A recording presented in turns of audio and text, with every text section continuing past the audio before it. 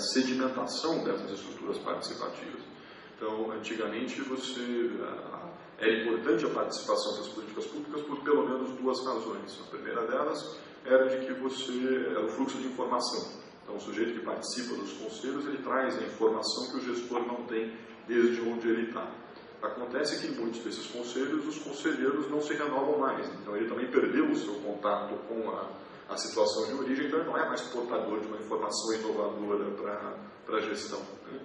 E a segunda era que que essa representação social fosse uma espécie de espelho dos interesses, da heterogeneidade, das forças sociais que você tem nas sociedades locais, nos territórios, etc. Na medida em que você tem uma, entre aspas, profissionalização da participação social, isso também não acontece mais. Você cria uma classe intermediária entre a burocracia e a sociedade, que aos poucos ela vai deixando de preencher os requisitos que faziam da participação social, contribuía mais ainda para a eficiência das políticas. Então, por um lado, isso é quase inevitável, porque à medida em que você tem a burocratização no sentido positivo das estruturas de participação, o cara tem uma quantidade enorme de reuniões para ir, ele tem que ler relatórios, etc. Então, não é uma participação mais para o cidadão comum. Por outro lado, você tem esse prejuízo. Então, eu diria, é necessário diversificar as formas de participação social para permitir essa renovação dessa agenda da participação social e da sua contribuição para as políticas públicas. Dois últimos comentários rápidos sobre a questão do Bruno, da curva de aprendizado. Eu diria que, sim, eu tento sempre ser atento para a ideia de que há ganhos, apesar dos vários problemas que eu mencionei. Então, eu acho que o fato de se pensar, de se trazer para dentro do Estado e da gestão das políticas públicas a ideia de territórios, a ideia de que existe algo de afirmativo na dimensão territorial da implementação das políticas, isso é positivo. Agora, eu diria também que existem aprendizados que já estão maduros, mas para os quais a dinâmica das forças políticas internamente e externamente, por exemplo, ao governo federal, não permitem que esses aprendizados se consolidem em inovações. Então, aí há um problema de bloqueios que tem a ver com visões e disputas que, por sua vez, remetem à permanência de posições de prestígio de pessoas, grupos e etc., que bloqueiam aquilo que poderia ser um alcance maior da aprendizagem. E, finalmente, em relação à questão da Janine, eu acho que você tem razão quando você fala das duas etapas, mas eu diria assim que houve um primeiro momento, vamos dizer assim, 2008 até 2009, em que houve duas reações em relação ao território da cidadania. Uma foi de agora vai, né? Então agora tem 15, 16, 18 ministérios, agora passou a ser uma prioridade do governo federal e etc. E tal. E havia uma outra, que depois acabou prevalecendo, que era de dizer, legal, cria-se um novo espaço, mas precisamos ver como é que isso vai acontecer. E já, eu diria, na passagem de 2009 para 2010, aquelas tensões que eu mencionei na exposição, elas começam a se explicitar. Quando você já tem as primeiras reuniões dos colegiados, em que os representantes dos ministérios chegam lá e dizem esse seu plano territorial aqui é muito legal e etc., mas tem aqui uma matriz e você precisa escolher aqui quais são as prioridades. Aí você já começa a ter muito questionamento e vai começar a ter um esvaziamento até crescente, que culmina com a virada de governo, em que o Brasil Sem Miséria passa a ser a grande vitrine na área social e há um esvaziamento do território da cidadania. E voltando um pouco à questão do Roberto, há o esvaziamento do território da cidadania porque as coisas que acontecem por meio do território da cidadania podem continuar acontecendo se não tiver o programa. Enfim, já está no orçamento do Ministério da Educação, já está no orçamento do Ministério da Saúde, não tem recurso suplementar. É uma reunião de recursos que já estão carimbados, que já tem dono, o Ministério que implementa, então não é preciso o programa para isso. As pessoas começam a olhar e falam, bom, para que eu vou lá e etc. E, então, para terminar, pensando no futuro, se eu usou o termo territórios da cidadania 3 ou algo assim,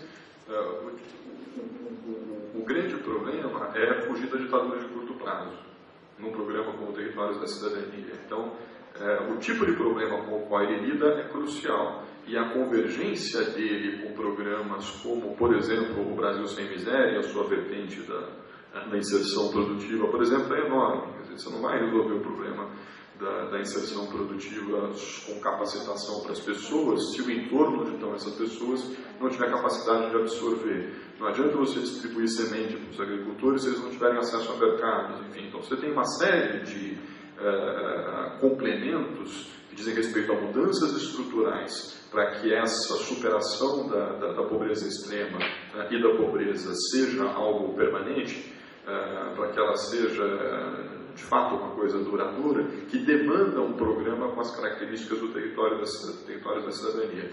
Eu vou mais longe ainda. A gente tem uma avaliação relativamente crítica para que tem servido, por exemplo, os chamados fundos constitucionais, criados aí na Constituição de 88 e que, em uma certa medida, substituíram aí a nossa política de desenvolvimento regional dos anos 70 e 80. Então, aí está um outro ponto que merece atenção. Os nossos investimentos setoriais, o BNDES, por exemplo, vinha fazendo até recentemente aquilo que a gente chama de investimentos territorialmente cegos. Então, você financia determinadas atividades, por exemplo, na fronteira da expansão da Amazônia, sem pensar ou sem tomar em conta as externalidades negativas que aquilo gera do ponto de vista social e ambiental. Aí precisa vir o Ministério do Desenvolvimento Social para, com as políticas sociais, compensar os resultados negativos de um investimento que é patrocinado pelo próprio governo. Há coisa de 2 anos atrás, posso estar errando a data, o BNDES cria uma linha de crédito para ações territoriais que, dizendo de maneira um pouco grosseira, diz mais ou menos o seguinte: você vai fazer um investimento, o seu investimento tem impactos territoriais. Se você quiser atuar sobre esses impactos, tem aqui um crédito suplementar para isso. Mas não é uma exigência dos investimentos que se preveja e que se atue sobre os efeitos territoriais negativos. Então, para concluir, eu diria que existe um enorme espaço para fazer com que os investimentos setoriais, seja em políticas sociais, seja em políticas produtivas, seja nos investimentos privados, deixem de ser territorialmente cegos e que a gente caminhe numa direção maior de convergência que permite ganhos mais estruturais e mais duradouros. Acho que as condições estão totalmente maduras para isso. A grande questão é evitar 2 ditaduras, a ditadura do curto prazo e a ditadura da excessiva fragmentação. Para isso, o tema da capacidade de coordenação é crucial. Aí a gente vai bater num outro problema, o qual eu não domino, mas tem muita gente aqui nessa sala hoje que domina, que é justamente esse tema das formas de coordenação. Esse é um tema sensível e muito do que nós estamos discutindo aqui esbarra nesse ponto. Então, vou começar com a pergunta do Felipe sobre quando seria o melhor momento para acontecer o licenciamento ambiental. Eu acho que a questão não é nem que o licenciamento ambiental ocorre de uma forma tardia, mas o problema é justamente porque a fase do setor elétrico do Congresso Nacional são fases muito insuladas, muito fechadas. Então, acho que se essas fases tomassem decisões compartilhadas com outros órgãos do governo e também com a sociedade civil, talvez assim melhoraria, o problema talvez seria minimizado, Acho que isso seria a questão. No caso do Marcelo, da herança do autoritarismo, eu acho que principalmente a partir do governo Lula tem tido um esforço muito grande para se implementar políticas públicas de forma participativa, Então a gente tem visto várias iniciativas nesse sentido. Eu acho que o principal desafio é justamente a heterogeneidade do Estado brasileiro. Então, a gente tem agências estatais que têm uma cultura muito participativa, mas a gente tem outras agências que ainda têm uma cultura um pouco autoritária, Como as políticas públicas, a gestão e a implementação é feita em rede, de forma articulada, envolve diversas agências, diversos atores. Então, isso é um desafio importante para se pensar. No caso da questão do Bruno, da curva de aprendizado, eu acho que o caso de Belo Monte mostra bem isso, que o processo decisório foi bem fechado, o início dele, que tem início na ditadura, foi um início bem fechado, politicamente fechado, e isso gerou muitas críticas nacionais e internacionais, muita mobilização desde esse primeiro momento. Eu acho que um dos motivos que a implementação está tendo um esforço tão grande do governo para que a implementação seja feita de forma participativa, inclusive foram criadas experiências inéditas, como a Casa do Governo, eu acho que é justamente o efeito desse aprendizado mesmo, No caso da questão da Janine, eu fiquei um pouco surpresa com seu comentário, porque assim, no meu artigo eu tento não me posicionar até pra não ter esse feedback, assim, que eu tô tão... Sim, entendi. Mas assim, de forma nenhuma eu coloco no meu artigo que Belo Monte, que a mídia sempre coloca muito isso, né, que Belo Monte é só problema, é um desastre, de forma alguma, né? Inclusive eu acho que o PDRS Xingu, né, que eu até falei na apresentação, é um dos grandes ganhos para a região, né? Acho que um dos projetos que eu acho que é super interessante é o saneamento básico, né? Que assim, eu acho que a região precisava demais. Então assim, tem vários, porque assim, aquela região é uma região esquecida, né? Não tem muita presença do Estado.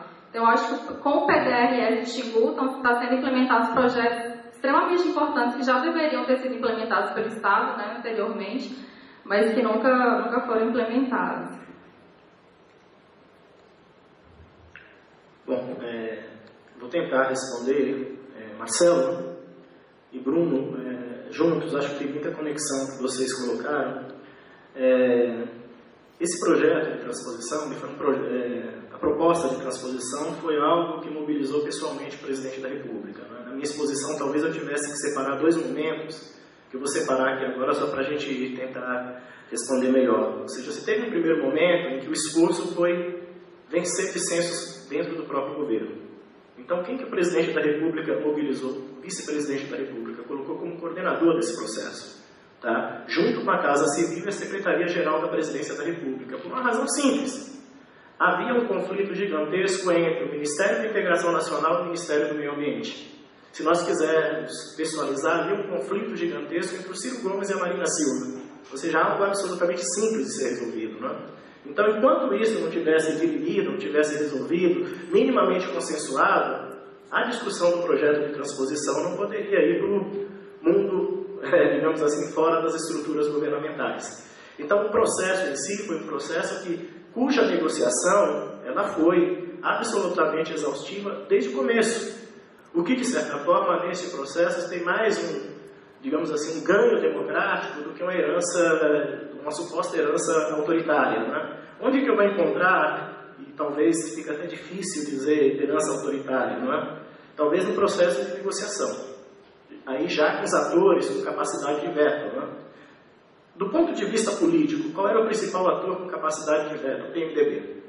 Que se expressava através de qual liderança? Gedel Vieira Lima, que era a grande voz contrária à transposição. Ali na negociação do governo foi nos âmbitos convencionais mesmo. O que foi feito com o Gedel? Deu para ele o cargo de Ministério da Integração Nacional, de Ministro da Integração Nacional, que era quem ia tocar a transposição. Dali para frente o Gedel passou a ser o maior defensor da transposição do Rio São Francisco. Tá? Os outros atores com poder de veto, governo de Estado, governadores de Estado com perdas ou perdas significativas com a transposição, os tais estados doadores. Na realidade, o posicionamento contrário deles tinha muito mais a ver com receio de perder recursos para a transposição, recursos esses para grandes projetos que eles queriam tocar, do que pela transposição em si. E o processo de negociação também se deu a partir dessa base. Garante-se recursos e aloca novos recursos para poder diminuir a capacidade de veto, né? E com a sociedade civil, via Comitê de Bacia, aí sim a negociação se deu a partir de outro parâmetro. Aí sim foi o processo de revitalização. Tanto que hoje o Comitê de Bacia do São Francisco é praticamente o gestor do processo de revitalização. Tá? Então, estou tentando aqui juntar um pouco a tua pergunta com a tua discussão acerca de canais, tá? Ou seja, como que esses canais vão sendo construídos, não é? Do ponto de vista do aprendizado, Bruno, talvez aqui esse projeto ele não seja tão...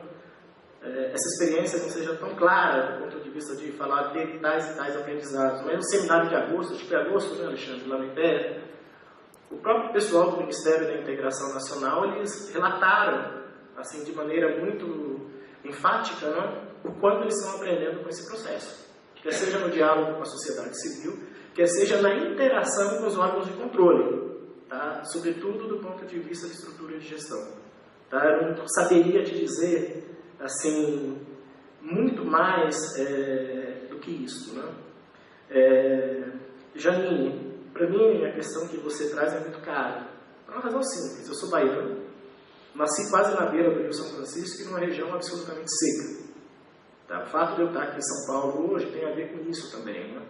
E acompanho, porque eu tenho familiares, meu pai mora por lá ainda, todo esse processo ainda de perpetuação da seca, né? Que explica também um pouco a trajetória desse projeto que, diferentemente de uma questão levantada aqui pelo Arilson, essa dependência de trajetória foi quebrada, Arilson. Tá? O que tinha na trajetória da transposição? Tinha seca e vinha para a agenda. Minimizava a seca, a discussão subia da agenda. Só no governo Fernando Henrique foi para a agenda 2 vezes. No governo Itamar foi para a agenda 1 vez. No governo Figueiredo foram 2 vezes para a agenda. Era só a questão climática se amenizar, a preocupação diminuía. Então, o que tinha concretamente? Ações pontuais.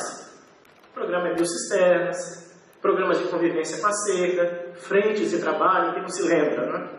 Tá? E hoje essas ações pontuais existem ainda, de alguma maneira, e convivem com diversos tipos de outras ações. Acho que isso, de certa forma, não promoveu uma ação estruturada. Eu creio que a ação estruturada é a transposição, e aí você foi muito feliz na tua pergunta, ou seja, só vamos saber os resultados depois. Tá? Depois que ela efetivamente passar a funcionar, e obviamente que, de certa forma, disser que veio. Né? Mas eu vejo desta forma, você tem um conjunto de ações pontuais que não conversam entre si. Tá? E que explica, inclusive, esses atores com poder de veto, o que eles não queriam perder, as ações pontuais deles. Por isso que eles vão ganhar o apoio ao projeto por mais recursos. E essa foi a forma convencional, tradicional, que convive com a nossa democracia, não é? Independentemente da coloração partidária, de você romper capacidade de veto. Tá? Pires, eu acho que tem 2 questões importantes que talvez nos diferenciam aqui. Não é? Eu acho que esse empenho pessoal do governo faltou em Belo Monte, do ponto de vista da capacidade de negociação. De ele mesmo, tá, se colocar à frente e de juntar atores distintos. E talvez você tenha uma questão aí ligada à mobilização de capital social. Tá? Talvez a sociedade civil, não sei porquê, não sei se pelo fato de Belo Monte estar tão distante, tá, ela se sensibilize menos com Belo Monte do que se sensibilizou com o Rio São Francisco. Belo Monte não teve, por exemplo, uma personalidade como o bispo Cápio, né? Que naquele momento fez o projeto paralisar e trouxe uma solidariedade internacional em torno do projeto gigantesca.